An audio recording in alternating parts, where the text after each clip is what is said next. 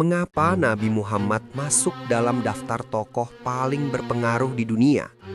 Lahir di Mekah pada tahun 570 Masehi, beliau tumbuh di wilayah yang saat itu dianggap terbelakang dan jauh dari pusat peradaban. Namun, sejarah mencatat beliau sebagai satu-satunya manusia yang meraih kesuksesan luar biasa dalam dua sisi sekaligus, spiritual dan duniawi.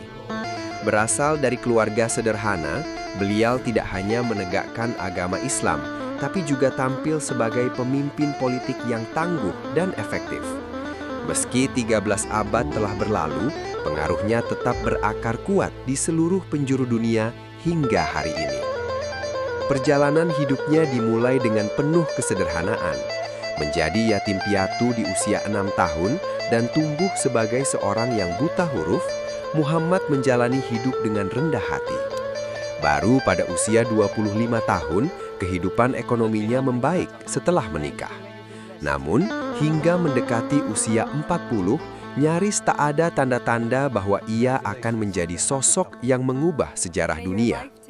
Di tengah bangsa Arab yang saat itu menyembah berhala, fajar baru pun tiba. Tepat di usia 40 tahun, beliau mendapatkan keyakinan spiritual yang mendalam. Muhammad terpilih sebagai penyampai Tuhan yang Maha Esa, memulai langkahnya untuk menyebarkan kebenaran ke seluruh dunia. Dakwah yang dimulai secara sembunyi-sembunyi akhirnya meledak di ruang publik pada tahun 613. Namun, kehadiran Muhammad dianggap sebagai ancaman bagi penguasa Mekah. Tahun 622 menjadi titik balik terbesar. Peristiwa hijrah ke Madinah mengubah segalanya. Dari seorang yang terasing, beliau bertransformasi menjadi pemimpin politik yang sangat berpengaruh. Setelah serangkaian pertempuran besar, tahun 630 mencatat sejarah. Beliau kembali ke Mekah sebagai penakluk. Di akhir hayatnya pada tahun 632, Muhammad telah berhasil menyatukan suku-suku Arab yang semula terpecah belah menjadi satu kekuatan besar yang disegani di bawah naungan Islam. Sejarah mencatat sebuah keajaiban besar. Berbekal keyakinan teguh pada keesaan Tuhan, bangsa Arab yang kecil bangkit menantang dunia. Dua raksasa besar saat itu, Kekaisaran Persia dan Romawi Timur, harus tunduk pada sapuan kilat pasukan ini. Mesopotamia, Syria, Palestina, hingga Mesir jatuh dalam waktu yang mencengangkan. Namun, semangat ini tak berhenti di situ.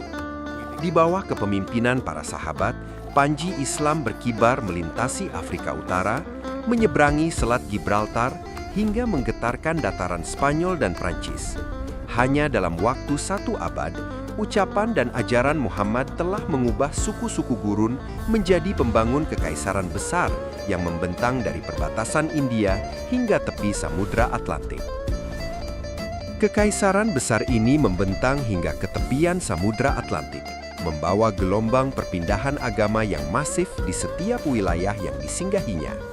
Meskipun peta politik berubah, seperti Persia yang merdeka kembali atau Spanyol yang beralih kekuasaan, akar Islam tetap tumbuh subur. Dari Afrika hingga Asia Tengah, pengaruh ini terus meluas. Menariknya, di Indonesia, Islam hadir sebagai kekuatan pemersatu bangsa, berbeda dengan di India, di mana ia menjadi sumbu perpecahan. Namun, muncul sebuah pertanyaan besar. Jika jumlah pemeluk Nasrani jauh lebih banyak, mengapa Nabi Muhammad ditempatkan lebih tinggi dari Nabi Isa dalam daftar tokoh paling berpengaruh?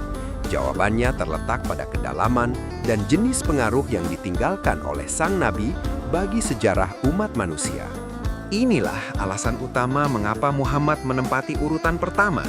Berbeda dengan Nabi Isa, Muhammad memegang peran tunggal yang jauh lebih sentral dalam perkembangan Islam.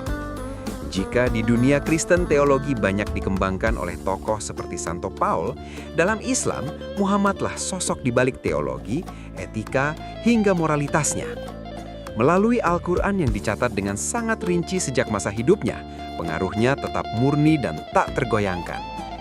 Bahkan, penulis buku ini berani menyimpulkan, pengaruh Muhammad dalam Islam kemungkinan lebih besar daripada gabungan pengaruh Isa dan Santo Paul dalam dunia Kristen. Inilah perpaduan langka seorang pemimpin agama sekaligus pemimpin duniawi yang belum pernah ada tandingannya dalam sejarah kemanusiaan. Apakah sejarah bangsa Arab bisa berubah tanpa Muhammad? Jawabannya, tidak.